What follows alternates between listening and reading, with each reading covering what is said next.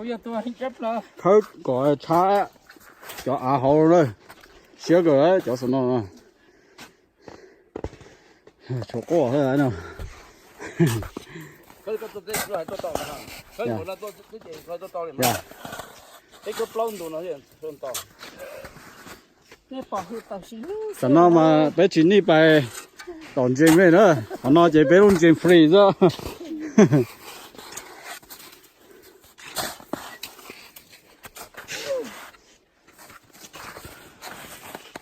thay của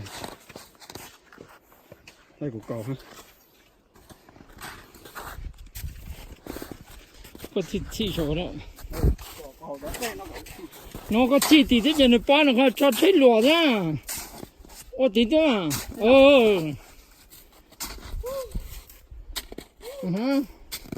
có lúa ô mình lấy à có ô mình mẹ chỗ có bảo nên tôi có chỗ thế đó ô là phải phô thế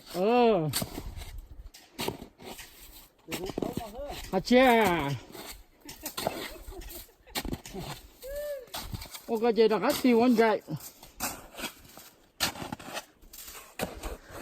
thôi kể bấy bữa cái này đấy nó tao hả cho nên ai bây giờ ai nữa hả đây cái tôi đến nào rồi tao mà tôi được cái gì cái đó hết chi ra số tiền tôi đó ôi giời cá chết đây rồi tu nó bé to nó bé thứ nói bé sinh cơ đó chỉ là cho họ打到这 gần đầu tiên đã chụp lại cho họ打到这đấy cho nó chỉ khử đi nó chỉ giờ chỉ thôi là cá thoát cá sao我先用了呢也好是能到头痛的呢呀几个啊别去开别开搞才打是好了真不知道那到上你看这到这还也知道来了我就知道我那那个地嘞那这边鸡啊鸡母呢别这学校里一什么我看那啥呗来这是老阿大现在就是这样老那个笨了是了是喏这看那这路那大个呢我看我到一路车那些好像别就错呀哦那要别的车顶到不别好太嘛下头多久多来啊đây lúc lọt ra đó hả知道的 cũng mà là đây đó chỉ đó ở chỗ sau thao cá à vậy cái bài bự họ xem không giờ ở tên buôn đá này thì bỏ đây rồi nó hơi cho gì đây à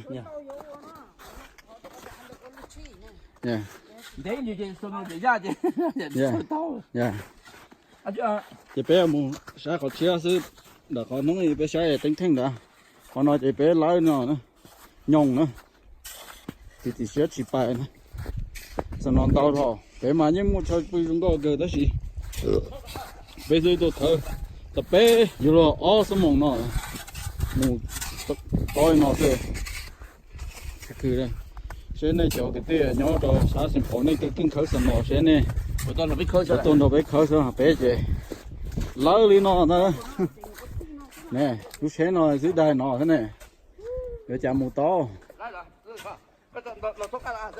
yeah một nói để bé chỉ qua ăn chua ra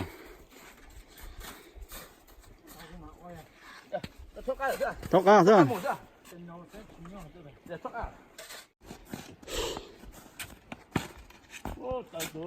mày có tài mà khỏi ra nhon à giá giờ lỏ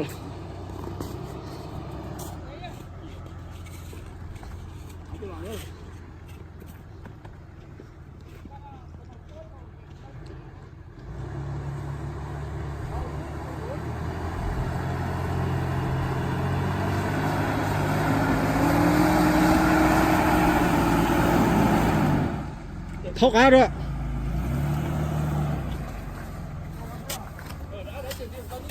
anh ra nào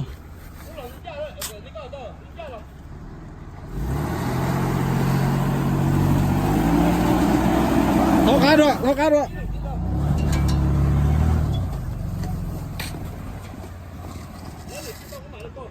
lấy xí cho kìa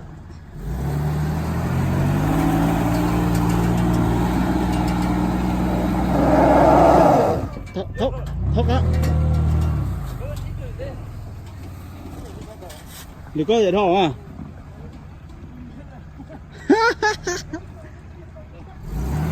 Lấy ngọt thâu kia, lấy ngọt thâu kia.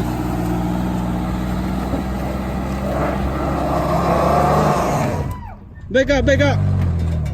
Thế có vậy đâu. Câu gì không?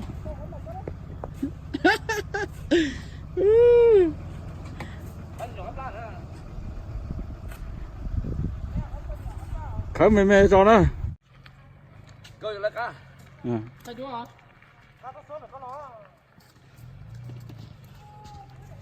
Nó thay về nó xí mà. Ồ. Nhà biết thay chưa có bật thay. Sao nè. Nó, cá ta xuân nó cá nó.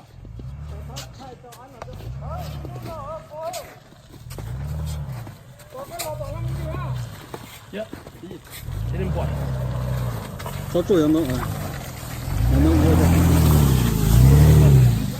Luộc cái lấy to à. Muốn nó má giờ muốn sống rồi. Giờ cho nó lo mà.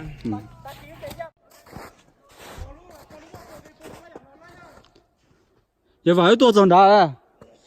Yeah. Lo lên. Tôi sát đâu chứ chưa?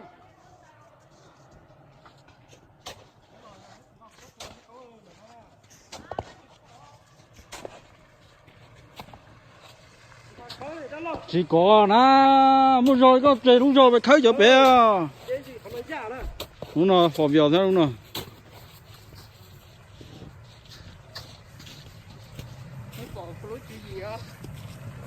Tiếp đây, cú tiếp đây, ở đây tao. Dạ. Nó lên. Giờ chạy chết rồi nha. Giờ cái lâu chạy chết rồi hả?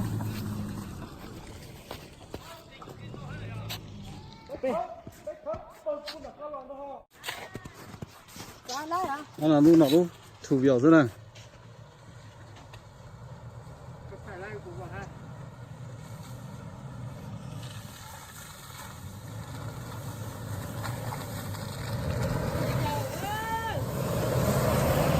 Lên kìa, phải đấy. Học lại rồi.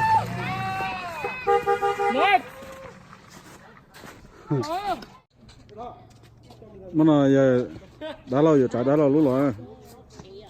Kìa này.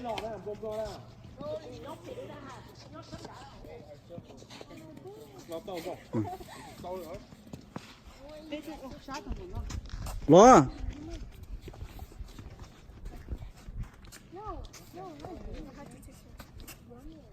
Giờ chỉ muốn cho phổ biểu. No.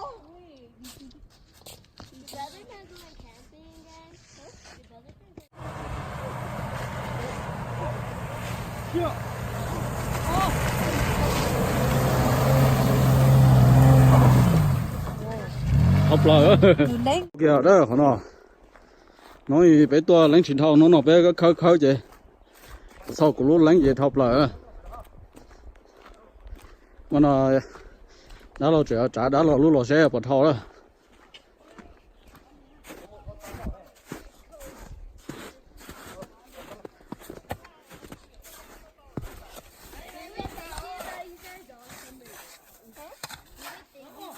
thầu nữa thầu kìa hả nó có mấy có gì chơi đã lâu lỗi lường gì tị mà cú kia này cứ tị ấy bây giờ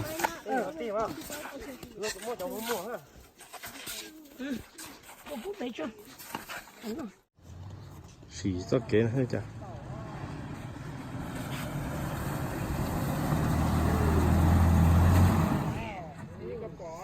dùng gì nữa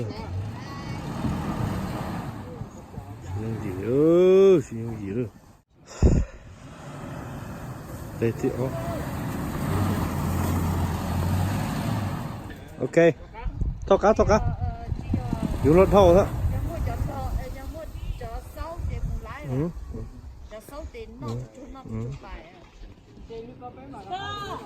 dạ, ăn chết sao? Chơi, luôn đó sao?